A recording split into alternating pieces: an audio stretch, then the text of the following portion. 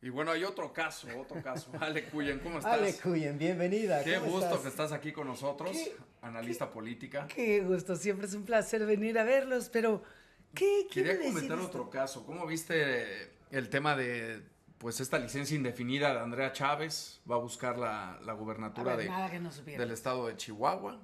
No, nada que no supiéramos, pero el caso del abogado y el Senado que se está desligando de la relación, ¿qué será que rentan el Senado de la República para que una empresa privada venga y te dé un premio? ¿Es así como funciona ahora? O sea, O por lo menos así o es sea, como lo Morena, que es la entendemos. izquierda, está privatizando el Senado de la República. Y eso necesitará mayoría relativa o mayoría absoluta. O sea, la verdad es que el problema en el que está metido Morena y las fotos que han circulado con Naudomaro Martínez, con distintos personajes, en breve vamos a ver seguramente las de otros personajes del gobierno pasado, y a mí me suena como Estados Unidos muy nervioso que está acercando a ciertos grupos de Morena. Son, no sé si leerlo como amenazas o como futuras acciones, porque lo que sí ves es que se está cerrando, se les está estrechando la ruta, ¿no? Y me parece que no es la primera vez que vemos este tipo de impresentables en el Senado, pero lo que llama la atención, recibiendo Las respuestas, galardones. y las respuestas, Sí, ¿no? por supuesto. O sea, se lo rentamos a una empresa privada. O sea, ¿cuándo van a darte un premio en el Senado de la República que no sea avalado por el Senado de la República? ¿De qué se trata esto, no? Es correcto. Sí, sorprende, pero sobre todo lo que está detrás. Es decir, la cercanía, las relaciones personales entre este abogado. A ver, yo sí creo que todo presunto delincuente tiene derecho a una legítima defensa. Es decir, ser abogado del Mayo Zambada no lo hace culpable. Pero algo más tiene que estar habiendo en este caso para que Estados Unidos haga una declaración tan potente como la que hizo ayer. Ese es uno de tantos temas que se han generado en el Senado, Ale, porque hay otro más que era la crónica de una precampaña anunciada y es el caso de la senadora Chávez. Así es, y esto para los que pensaban que Adán Augusto estaba muerto, que había habido una victoria potentísima de la presidenta en contra de Adán Augusto, parece que no solo está más vivo que nunca, sino que realmente se va a poner a operar, y esa operación política va a beneficiar a Morena, pero no necesariamente al grupo de la presidenta. Y esto, por supuesto, pues está encabezado por Andrea Chávez, que viene haciendo campaña desde hace 2 años contra cualquier grito, postura o posicionamiento de la presidenta, y por supuesto pues Morena pues se alinea gratamente a lo que digan sus distintos personajes, sin meter reglas, sin poner orden, cómo funciona ese movimiento, ¿no? Y bueno, ya vemos que ya todo parece indicar que arrancó el proceso electoral 2027 con Bueno, todos desde hace estos un año, ¿no? destapes. Bueno, sí, desde hace un año. Tienes toda la razón, ¿no? Porque, bueno, rumbo a las elecciones del 27, esta alianza, ¿cómo ves esta alianza de Morena, Verde, PT en algunos estados? En algunos estados empieza a fracturar esta Mira, yo alianza. creo que esa es la parte que va a ser muy interesante. O sea, hay algunas candidaturas que ya estaban anunciadas. Casi te diría que me sorprende que Saúl Monreal al final acabó aceptando bajarse. Eso te muestra una lectura posible, es una debilidad relativa de Ricardo Monreal, que no lo pudo imponer, o una voluntad de disciplinarse y de alinearse con la presidenta. La presidenta no tiene cuadros. Y aquí va esta discusión sobre las alianzas, que te muestra la pobre operación política de parte de, por lo menos, el grupo de la presidenta, que abajo está muy dividido. Morena pues tiene sus grupos radicales, de nuevo el grupo de la presidenta no sabemos muy bien quién es, y lo que está pasando es que quisieron vestirse tan de puritanos. Para mí esta historia, no que yo vea mal la parte de la relación con familiares y que el candidato siguiente sea la esposa, pues obviamente es gente que viene con los dados cargados, pero al mismo tiempo ni tienen tantos cuadros. Y lo que genera es esto. El Verde tiene tiene hoy 2 gobernaturas y no creo que esté dispuesto a ceder ni una de las gobernaturas que tiene y por supuesto va a ir por más. Ahorita no le alcanza para ninguna, pero ¿dónde te firmo que por lo menos de aquí a 4 años va a tratar de buscar Chiapas, va a tratar de buscar aquellos espacios donde tiene posicionamiento? Tienen mucho más capacidad de cohesión adentro del Verde, no solo porque son chicos, sino porque tienen mucho más intereses económicos alineados, intereses económicos y políticos alineados al interior del partido, cosa que evidentemente no sucede en Morena, donde no hay alineación clara. Van a jugar en algunas cosas donde se dividen las candidaturas entre hombre, mujer y van entrando. Yo no veo una ruptura generalizada del Verde con Morena, pero sí, por supuesto, en ciertos estados, porque ¿cómo vas a dejar ese botín? Claro. O sea, al final son presupuestos estatales. A ver, así es como Morena llegó a donde llegó, haciéndose de la Ciudad de México y teniendo acceso a las arcas de la capital. Y a partir de ahí empiezas a financiar a sus movimientos. Sobre todo porque tienen un perfil camaleónico, es decir, cambian de color de acuerdo al sexenio, de acuerdo a cómo se acomoden las cosas, y eso les permite moverse a todos lados. Ale, lo que está sucediendo con la esposa del actual gobernador de San Luis Potosí, ¿qué te dice? Ahí sí hay una ruptura, por lo menos a nivel local, en donde ahí sí... Pero por supuesto. A ver, yo no creo que sean camaleónicos. Yo creo que han sido transparentes. Entran, ellos son, la estrategia electoral del Verde es la verdad muy acertada. Tienen 5 o 10 puntos muy claros que venden y promueven ante la ciudadanía y negocian con el aliado más fuerte del Congreso. En este caso Morena, en su momento el PAN o en su momento el PRI. Yo te doy lo que quieras, tú garantízame estos 5 o 10 puntos. De cara a la ciudadanía, es un partido que cumple. De cara a sus aliados, es un partido que cumple. Entonces, hasta ahí, pues venía funcionando de manera ordenada. Y si hoy tú eres el fuerte, me voy contigo. Pero si mañana Pablo es más fuerte, me voy con Pablo y pues gracias por participar. Y no es la primera vez que lo hace, o sea, no hay ninguna mentira. Ya sabemos que así funciona el Verde. No es como que a Morena le debería de sorprender. Pero si llega Morena y dice, uy, no, te voy a poner unas reglas porque yo me tengo que vestir de limpio puritano. O sea, traen una cola del tamaño del mundo, pero eso sí, no, aquí no va a haber ¿cómo se llama cuando tu esposa es la candidata? No hay nepotismo. Entonces, pues si eso no le funciona al Verde, pues simplemente se sale, porque esa gobernatura ya la tiene la operación política, tiene el aparato, tiene los recursos. ¿Cómo lo vas a soltar? O sea, es Morena la que está queriendo establecer reglas que no son viables y no son transitables para sus aliados. Si lo ves desde el otro lado, el que está traicionando es Morena, tratando de jugar. Y no es que me parezca bien lo que hace el Verde, nada más que el Verde en este sentido es mucho más transparente su juego. Y acá Morena quiere jugar a la limpieza y a una pulcritud que nadie les cree, por el amor de Dios. No tiene ningún sentido, es un gatopardismo absurdo. Entonces, como no tienen por dónde limpiar en las cosas que realmente tienen que limpiar, como sus relaciones con el narcotráfico, como sus relaciones o con sus malos manejos administrativos, entonces juegan al nepotismo, ¿no? Y ahí están los costos, porque a nivel local pues no van a soltar. Exactamente, a nivel local no van a soltar, en este caso el Verde, y bueno, y también ya no es tan lejano el tema del 2030. Puede ser, digamos, el primer mensaje de cómo van a querer operar tanto el Partido Verde como el PT en la cuestión de la alianza hacia el 2030 con el propio oficialismo y con Morena. Yo lo vería antes, Pablo. La verdad es que yo ahorita, donde estoy muy a la expectativa, en Ciudad de México ya rompieron también.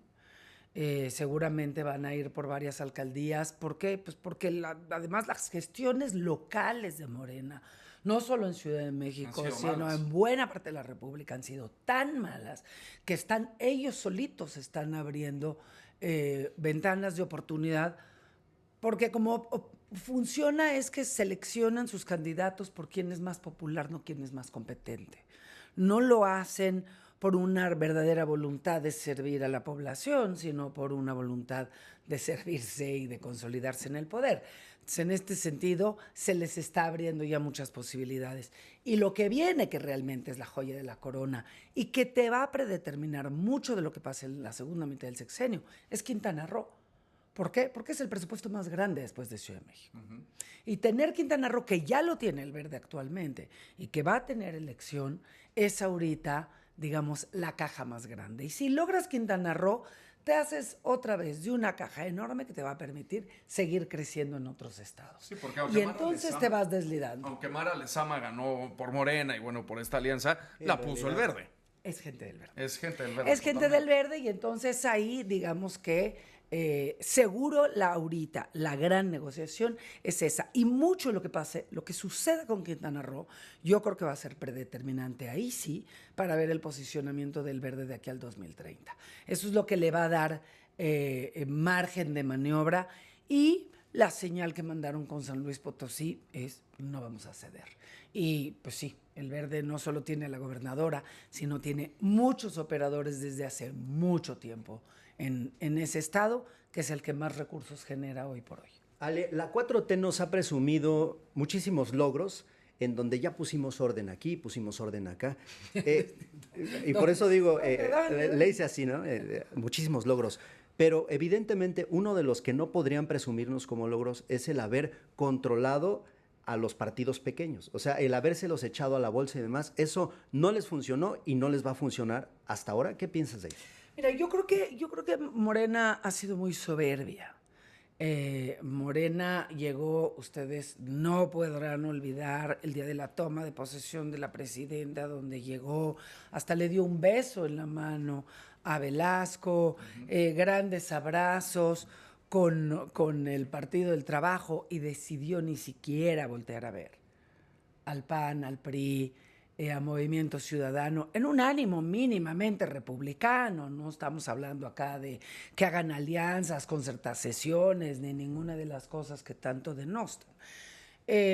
Lo que ves, o lo que vimos en esa escena de la toma de posesión, esta presidenta tratando de lidiar y todo el mundo se le venía encima. ¿Se acuerdan? Sí.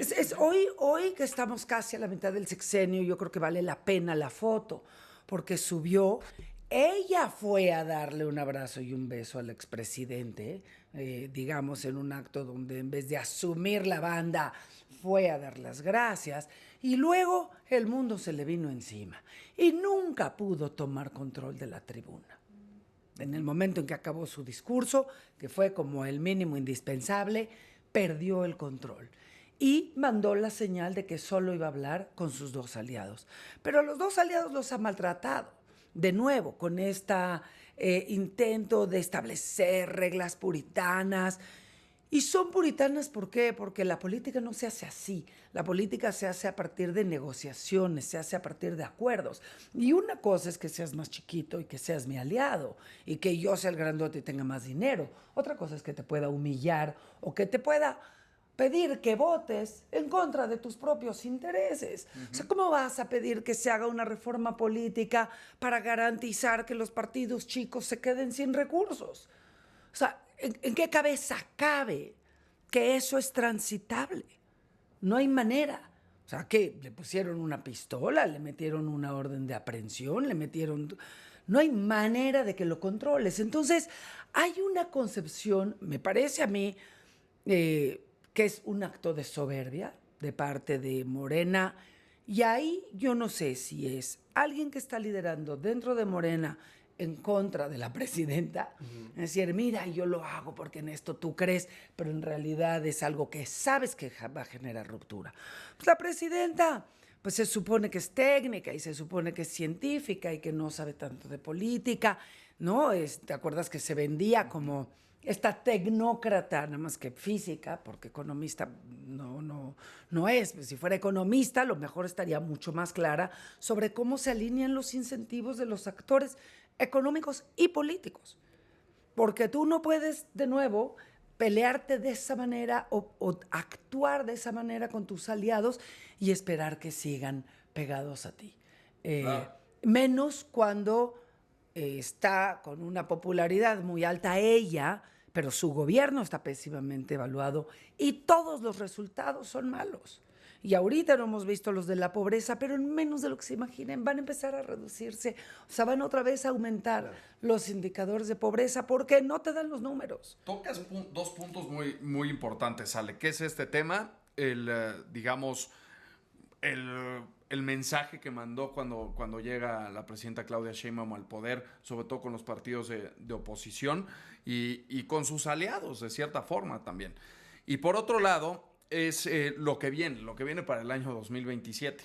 Viene la Cámara de Diputados, se van a elegir los diputados. Hay un punto importante porque toda esta fractura, y cómo lo ves tú, digamos, cómo lo ves tú ahorita, de cómo se perfilan las elecciones para el año que entra, para que pues Morena pueda incluso perder la mayoría calificada dentro de la Cámara de Diputados por estas malas decisiones. A ver, por eso yo regreso al tema de Quintana Roo, porque ¿cómo están haciéndose las negociaciones con Morena, entre Morena y el Verde, y entre Morena y el PT? Ya los atacaste, les gritaste, los amenazaste, porque estas iniciativas, las dos iniciativas, el plan A y el plan B, eran amenazas. Y no solo eso, todos tus voceros, la Viridiana Ríos y sus voceros políticos, se la pasan diciendo que la verdadera oposición es el Verde y el PT, que son unas rémoras, que son unos corruptos, que están en contra de los principios de Morena y de todos los principios morales de Claudia Sheinbaum. Entonces, de veras, ¿crees que barato se van a aliar contigo para entrar a la Cámara de Diputados, ya teniendo recursos? Pues no me queda tan claro. Yo creo que más bien elevaron el costo. Y hay un factor que me preocupa más todavía. Mario Delgado, como líder del partido, a unos les podrá gustar y a otros no, pero es un político talentosísimo. O sea, es un hombre que conoce las rutas y tiene una serenidad para negociar, que los que lo hemos visto, puedes estar o no ideológicamente de acuerdo con él, pero el talento como operador político lo tiene. Y yo no veo eso a nadie de ese tamaño dentro de Morena en este momento. Luisa María Alcalde, pues es muy joven, es una mujer muy guapa, pero es muy nerviosa. Es muy nerviosa, es amenazante y claramente sus capacidades de negociación al interior pues no son tan buenas. ¿Por qué? Por los resultados. Estamos a 2 años de su presidencia dentro del movimiento y lo único que ves es desorden, indisciplina, unos jalan de un lado, otros del otro.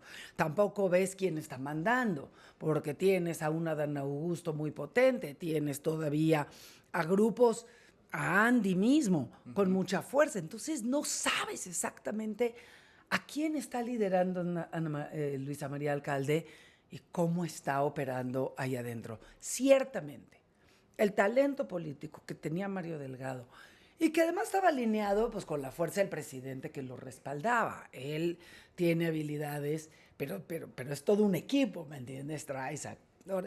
Cuando la señora presidenta del partido acaba de salir a decir yo no me voy a menos que la presidenta me llame a otro lado, dices, a ver, la presidenta había dicho que ella no era presidenta de Morena, pero ya Luisa María Alcalde dice que la que manda es la presidenta, pero por otro lado, pues solo si me llaman, o sea, quiere decir que no voy a dejar Morena a menos que me des una secretaría de Estado.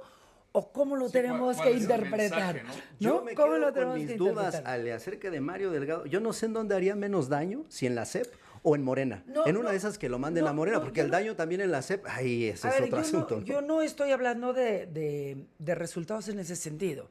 Estás hablando de un tema de cohesión dentro de un movimiento político. Y es un movimiento particularmente heterogéneo. Entonces yo estoy hablando de sus habilidades políticas para mantener cohesionado el movimiento. Al que tenía que pegarle, le pegaba, al que tenía que amarrar, le amarraba, al que tenía que ofrecerle, le ofrecía. Y así construyó las candidaturas prácticamente de todos los que entraron en el 2024. Entonces, y no tenías los zafarranchos que tienes ahorita, no tenías las maneras de disentir abiertamente, confrontaciones. A eso me refiero, no es aquí un tema de interés nacional o de resultado de política pública, es un acto de operación política. Y, ahora, pero que a Morena le política es correcto. Ese acto de operación política al que te refieres, Ale, ¿no crees que estaba muy influenciado? Pues tenías a Andrés Manuel López Obrador. Por supuesto. Tenías al liderazgo número 1 del movimiento. No, pero es como te decía, es decir, venían de la mano, ahora sí que era un buen combo, un presidente que tenía muy claro su interés político y su línea de acción, y un operador suave, que sabe negociar, que tiene el respaldo y que además jala y sabe dónde jalar y hasta dónde jalar en cada uno de los lados y dónde amenazar cuando tenía que amenazar. Porque al final la política es ese juego. Tienes un equilibrio donde acá te doy, acá te quito, ¿no? O sea, es un equilibrio, pero necesitas mucha serenidad. O sea, son verdaderos juegos de ajedrez. Y yo a la señora Luisa María Alcalde ni le veo el respaldo. Y seguro sí tiene respaldo, pero quien le da el respaldo no tiene o no parece tener claridad sobre qué quiere. O sea, yo no leo todavía qué quiere la presidenta Sheinbaum. Si quiere ser limpia, si cree que nada más hacer leyes resuelve los problemas, ¿no? Como con los desaparecidos. Dice, yo ya resolví, ya tengo una ley nueva. Ahora seguro van a decir lo mismo con los feminicidios. Ya está en la Constitución. Ya de qué se quejan, ya no se preocupen. Como si eso fuera a resolver. Y políticamente pasa lo mismo. No, es que ya, pues ya no hay nepotismo. Tampoco hay candidatos. Porque no han negociado, porque no están pudiendo. No están pudiendo. Pues pareciera que Luisa María Alcalde lo hacía mejor cuando hacía los promos de Morena, ¿te acuerdas? Subiéndose al micro y demás, que ahorita tratando de organizar el próximo proceso electoral. A mí Luisa María Alcalde me parece fantástica en foto. Sí, es muy guapa. Es una mujer muy guapa.